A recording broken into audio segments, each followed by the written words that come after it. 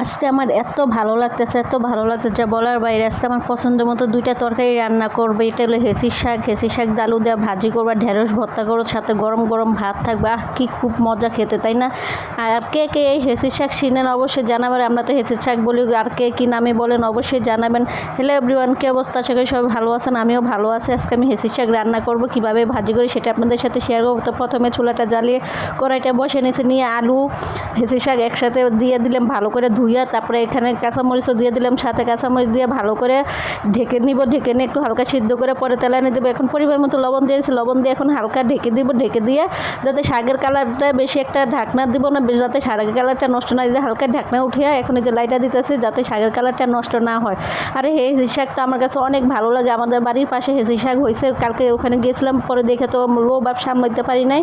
পরে ভাবলাম কি করবো, পরে আর সাথে আরেকজন আসলো, তারে নিয়ে হেঁচি শাকগুলো তুলছি, সেটা আপনাদের সাথে শেয়ার করি না। আমি না বাইরে অভ্যস্ত না ভিডিও করতে বা ক্যামেরা বাইর করতে, আমার না লজ্জা লাগে কীভাবে কী করবো, তা সেজন্য ভাইবা কুল পাই না। তার যা পারছে তাই করছে। যে শাকগুলো এখন এত সুন্দর ভালো লাগছে বা এত সুন্দর শাক হয়েছে, যে বৃষ্টি হয়েছে না, বৃষ্টির পানিতে সেই সুন্দর শাক হয়ে গেছে। আজকে আমি কয়েকদিন ধরে গরুর মাংস খাইছি বা বোনের বাসায় আসছিলাম, ভালো মন্দ খেতে খেতে মুখে রুচি চলে গেছে। সেজন্য ভাবলাম আজকে শাক ভাজি করবো, ভর্তা করবো, পেট ভরে গরম ভাত দিয়ে ভাত খাবে। বিশ্বাস করেন, যা যেই কথা সেই কাজ করছে।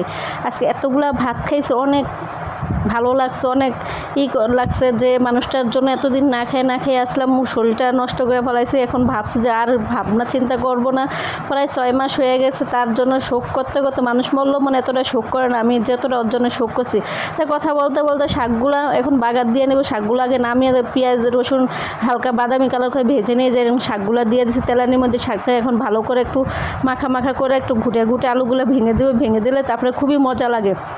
আর এতটা বিশ্বাস করেন বারবার বলতেছি এতটা ভালো লাগছে আজকে ভাত খেয়ে, খুবই তৃপ্তি পাইছি। শাক আর ভর্তা যদি হয় গরম ভাতের সাথে, আর কোনো কিছু লাগে বলেন তো? আমার তো কিছুই লাগে না, আমার কাছে খুবই ভালো লাগছে। আর আমি শাক এমনিই পছন্দ করি। আর এই শাক রান্না করলে আরেকটা মানুষের কথা মনে পড়ে যে মানুষটা সবসময় শাক পছন্দ করতো, তাই তার কথা আমার এখন মনে করে লাভ না। সে আমার অতীত, এখন আমার বর্তমান নিয়ে ভাবতে হবে, আমার সামনে ভবিষ্যতের কথা ভাবতে হবে, আমি সামনে কীভাবে চলবো, কীভাবে কী করবো, তো সেটাই আমার ভাবতে হবে। যার কথা এতদিন ভাবতে তার জন্য শরীরটা সব শেষ করেছে। আর সে পরবর্তীতে আমার বিনিময়ে ধরে দিয়েছে ডিভোর্সের কাগজ। যাই হোক, আল্লাহ যা করে ভালোর জন্য করে। বেমানডে চিনিয়ে দিয়েছে, বেমানডে এত সুন্দর করে বিশ্বাস গেছিলাম তা বলার বাইরে।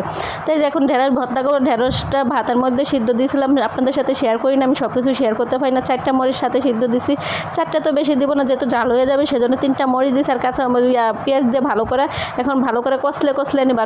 ভেন্ডিগুলো অনেক বড় আসলো, কিন্তু একদম কষি আসলো, সেজন্য ভাতের সাথে সিদ্ধ দিয়ে ছোটো করে বটি দিয়ে আস্তে আস্তে কেটে নিছে। যে এখন কত সুন্দর, তাই না? আর এই গরম ভাতের সাথে তো ভেন্ডি ভাত এমনি খুবই ভালো লাগে। আর শুকনো মরিচ হলে তো আর কথা নাই, শুকনো মরিচ যেহেতু আমি খাই না, সেজন্য আমি শুকনো মরিচটা অ্যাভয়েড করি। তো আজকে ভিডিওটা কেমন লাগছে অবশ্যই কমেন্টস করে জানাবেন। আল্লাহ হাফেজ।